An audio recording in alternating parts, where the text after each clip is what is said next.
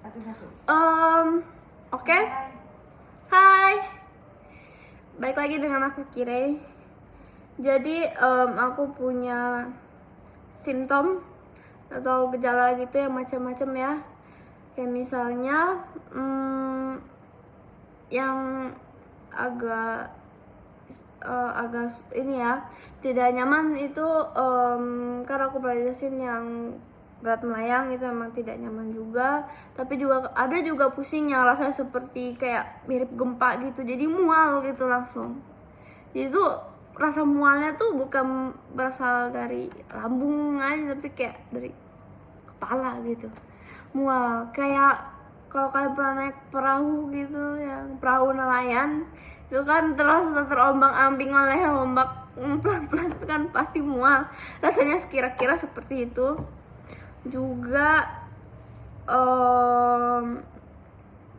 jadi begini, kayak apa yang men-trigger aku, apa aja sih, itu bisa berupa makanan, minuman, intinya produk-produk yang bisa dikonsumsi, seperti bahkan obat, jenis-jenis obat itu bisa men-trigger aku juga, dan itu bisa macam-macam. Terkadang aku bisa lupa bergerak, aku bisa lupa berbicara, terkadang ya jadi ceracau, kayak orang mabuk gitu. Tapi ya begitulah, ngomongnya panjang lebar. Lebih panjang dari ini ngomongnya, dan lebih keluar semua isi pikirannya gitu. Kayak misalnya aku nih ya, aku kan suka banget tuh yang namanya National Geographic Wild atau National Geographic gitu ya. Itu kan apa ya, suatu channel yang menunjukkan misalnya kayak ada, misalnya kalau National Geographic itu fenomena-fenomena apa, misalnya ada kayak bisa sejarah atau apa gitu kan. Terus kalau Geographic Wild itu lebih ke hewan-hewan, binatang. Nah, aku suka banget tuh binatang. Jadi kadang ketika aku ceracau bertemu dengan dokter, di saat itu dokter itu bisa berubah menjadi hewan. Jadi di RSCM, kan aku banyak ke RSCM selain ke Respon. Itu sempat itu dokter itu yang namanya tuh A sampai Z itu berubah semua, A sampai Z itu jadi hewan. Misalnya aku ingetnya, oh ini dokter khusus ini, oh dokter kuda. Terus ada lagi, oh dokter unta, bahkan aku lupa namanya siapa. Oh dokter udang, dokter narwhal, dokter singa laut. Nah terus apalagi, dokter, intinya macam-macam. Bahkan brooder aja bisa kena gitu ya, perawat yang cowok gitu. Misalnya, wah banteng berbadan besar, mungkin karena badannya besar jadi aku bilang, wah ada banteng berbadan besar gitu kan. Bahkan dokter anestesiologi aja perempuan bisa aku bilang, wah ada keong mas. Mungkin aku bilang keong mas karena itu yang legenda cerita rakyat itu kan, keong mas tuh cantik ya, jadi dokternya mungkin aku lihat cantik gitu kan, jadi aku bilang keong mas. Saat itu pas di sedasi aku langsung dibekep biar nggak ngomong keong mas kan, mungkin menurut dia wah ini berisik banget nih orang, yang langsung di aku langsung tidur seketika pemirsa. Terus intinya berbagai macam dokter itu, gak cuma dokter, intinya manusia yang kutemui ketika aku ceracau itu bisa berubah menjadi hewan. Di sini menjadi hewan ini perspektif. Makanya kenapa aku sempat disuspek AWS, Alice in Wonderland Syndrome. Seperti Alice, ketika Alice dia masuk ke kesannya dia masuk ke lubang gitu kan, dia lihat ada kelinci, dia lihat ada kodok, dia lihat ada berbagai macam, ada kucing gitu loh. Ternyata sebenarnya itu cerita dari seorang gadis yang mengalami migrain. Jadi aku memiliki migrain. seperti itu. Jadi dari perspektif aku, jadi bukan berarti orangnya tuh berubah jadi hewan, bukan loh ya, tapi dari pandangan, sudut pandang gitu, perspektif aku. Jadi apa yang kulihat itu dari wajahnya gitu tuh mirip hewan itu.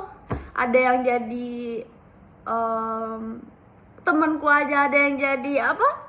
Unta gitu, mamanya ada yang jadi ikan apa gitu, misalnya ikan dugong kah gitu, apa bukan ikan apa dugong, ada humu nuku apa atau triggerfish ya, terus ada juga mungkin ada polar bear gitu. Polar bear kalian tahu kan, burung kutub, beruang madu, zebra.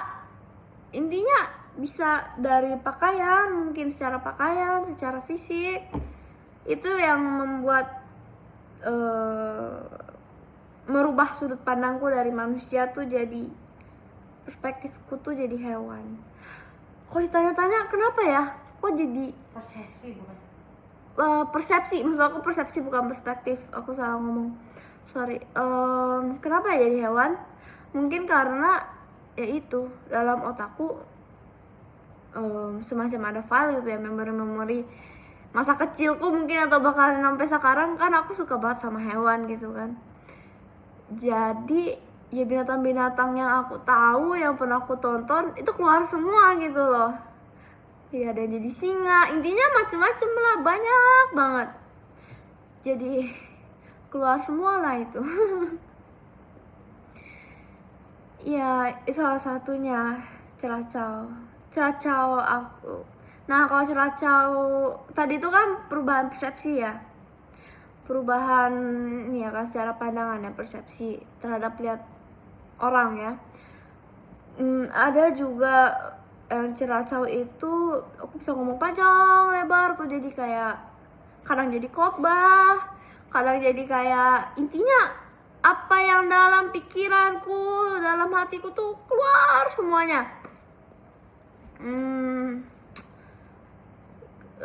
Aku ada beberapa videonya, nanti deh kapan-kapan aku upload juga yang video ceracau itu.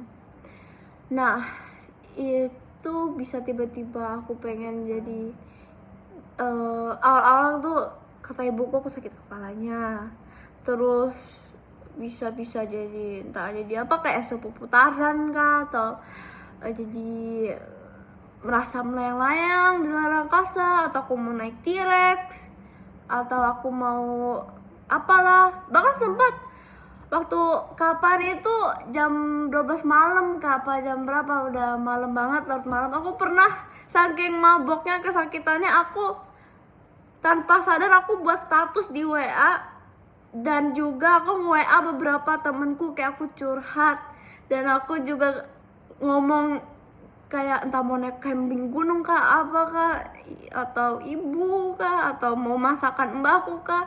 Sampai pas pagi-pagi tuh langsung kayak mereka tuh bingung gitu loh.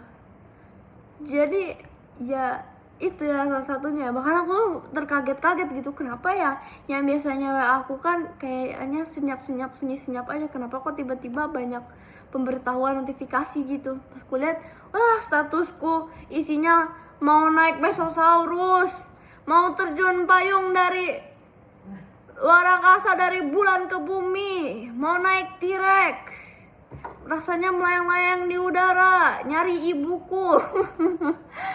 Kan agak unik ya, jadi ya begitulah itu secara yang ceracau. Aku juga memiliki rasa sakit yang agak lebih dari orang normal, dan itu aku baru pahami juga ketika yang mendalami yang duplikasi kromosom ini, dari gejala-gejala ini. Seperti pada saat aku mau diinfus, kan kalau orang normal kan katanya biasanya kan kayak digigit semut gitu kan ya, aku sampai nangis teriak-teriak gitu, sampai bahkan bisa membuat aku kejang tanpa aku sadari.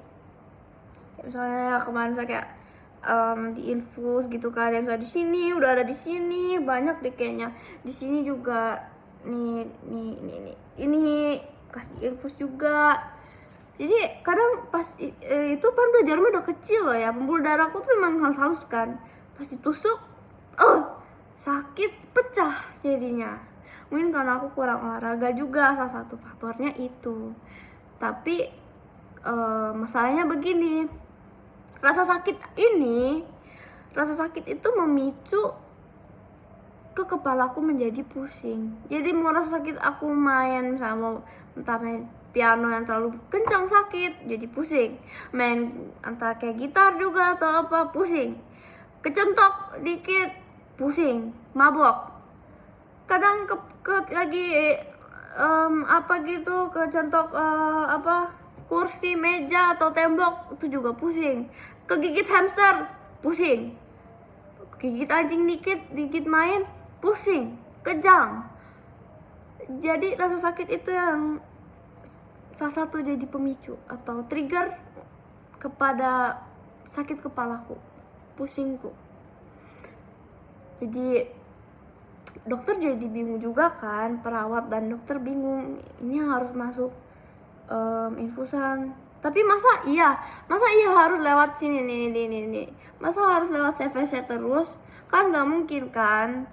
CVC itu kan harus dia ditidurkan dulu kan, aku harus disedasi dulu, dibius dulu, itu kan repot kan ya. Dia nggak bisa dilakukan tindakan langsung gitu kan. Orang lain bisa Kak, cuma kamu yang harus sedasi dulu. Oh enggak, kata ibuku orang lain bisa, cuma aku doang yang harus disedasi. Jadi aku biasanya kalau di rumah sakit daripada bengkak-bengkak gitu kan ya, digonta-ganti, jadi aku di CVC, udah 2 kali aku di CVC. Jadi langsung ke pembuluh vena yang besar, yang deket jantung. Itu biar lancar gitu.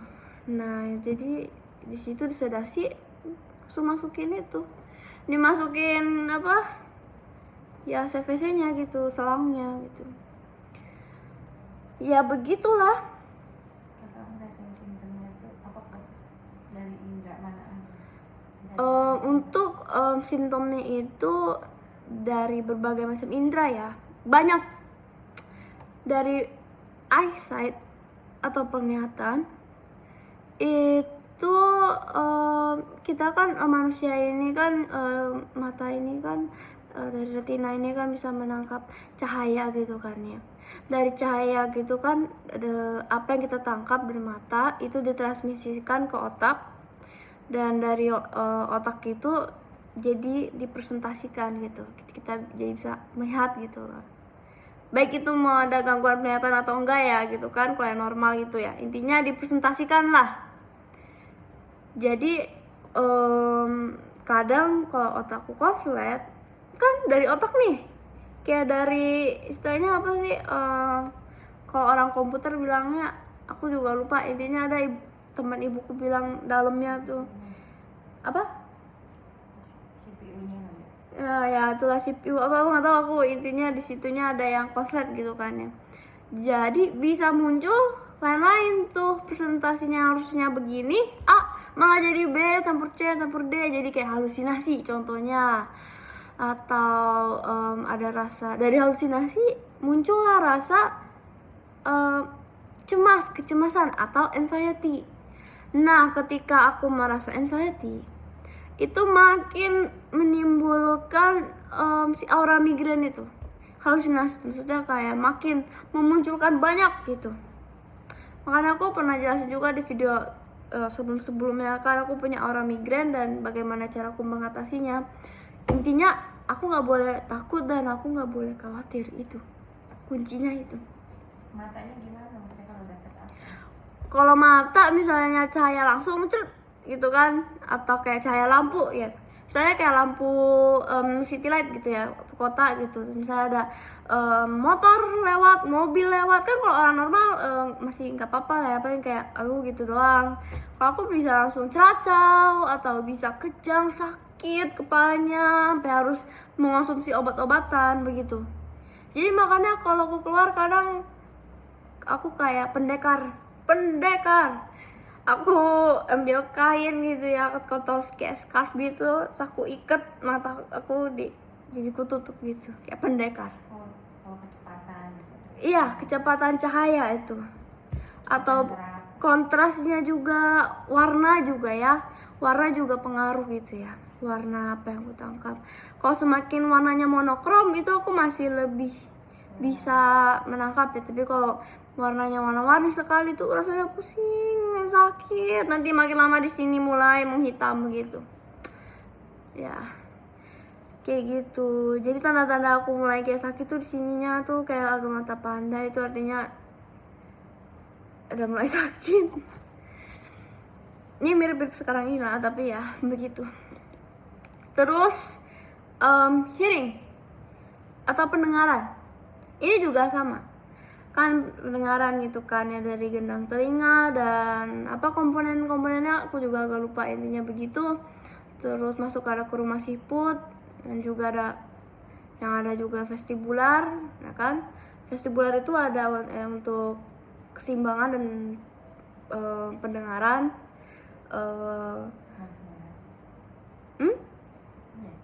Ya, aku juga dibilang sempat aku didiagnosis juga kena vestibular bagian keseimbangannya.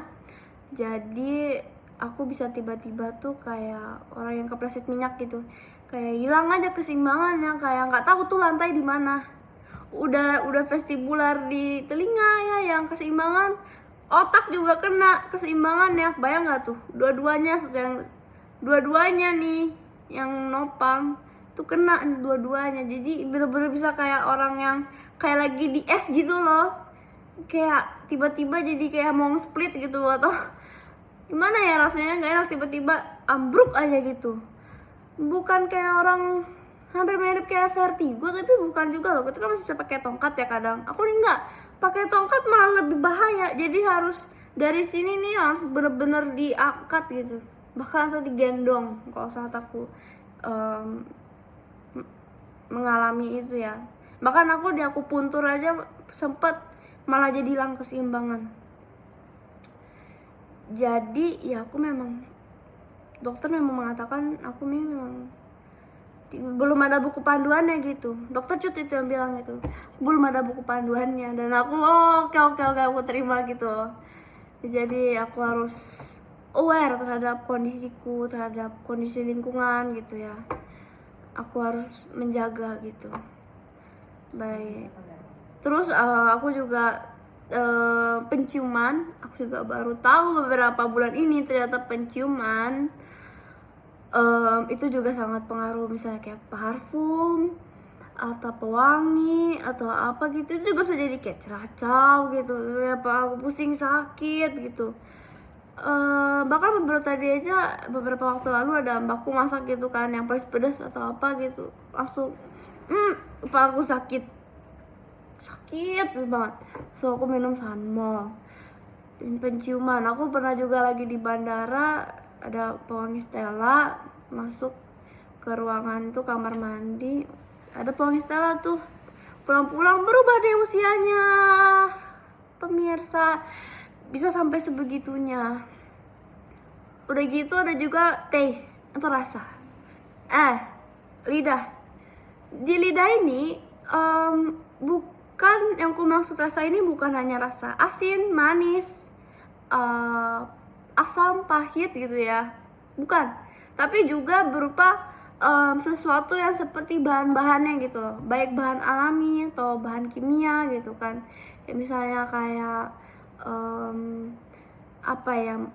singkong atau garam gitu kan. Garam kan punya natrium nih.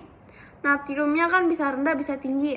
Jadi ada beberapa merek garam yang aku bisa dan aku nggak bisa. Yang aku bisa saat ini Revina. Mungkin karena kadar natriumnya ya pas lah gitu. Gula yang aku bisa gulaku, mungkin juga pas lah. Ada juga yang aku bisa tuh bubuk jamur, totole, itu juga mungkin pas lah ya. Tapi di luar itu aku langsung ambruk, kayak kadang lupa bicara, kadang intinya macam-macam kayak yang aku sebutin tadi gitu. Intinya lupa bergerak. Itu gejala aku tuh kadang agak, apalagi habis kejang itu bisa berubah-berubah, jadi kayak tadi ada pattern habis itu jadi mozaik lagi gitu loh. Kita harus ngulang lagi dari awal, kayak harus menganalisa lagi apa nih triggernya. Tadinya kan begini jadi begini, sekarang berubah lagi, yang ini jadi nggak bisa begini, yang ini jadi bisa begini, kayak gitu. Jadi agak mozaik gitu. Iya, begitulah aku. Terus sentuhan, touch ya. Sentuhan yang dimaksud itu yang kita tadi pain gitu ya kan, rasa sakit gitu kan. Sentuhan kan. Misalnya AC, aku juga kurang bisa AC. Itu juga buat aku kakiku ngilu gitu. Atau udara yang agak dingin juga tanganku ini bisa sakit, kayak rasanya infusan bengkak gitu. Terus mungkin suhu udara, misalnya kelembapan ruangan, entah itu kan misalnya lagi hujan-hujan gini nih, nah masa-masa kayak gini aku juga agak lemah, entah itu ya waktu musim-musim hujan gitu lah ya, atau itu kan apa ya, entah kelembapan udaranya kah, pengurus udaranya kah dari luar atau gimana, intinya itu juga pengaruh. Aku juga itu kurang tahu pastinya apa sentuhan. Kalau panas juga bisa jadi kadang ya susah nafas juga itu, kayak orang yang sesek gitu, rasanya sesek di dadanya gitu, tertekan gitu, dada tuh rasa ada yang menekan. Terus kalau misalnya kayak medan magnet, misalnya gravitasi ini, bumi dan bulan.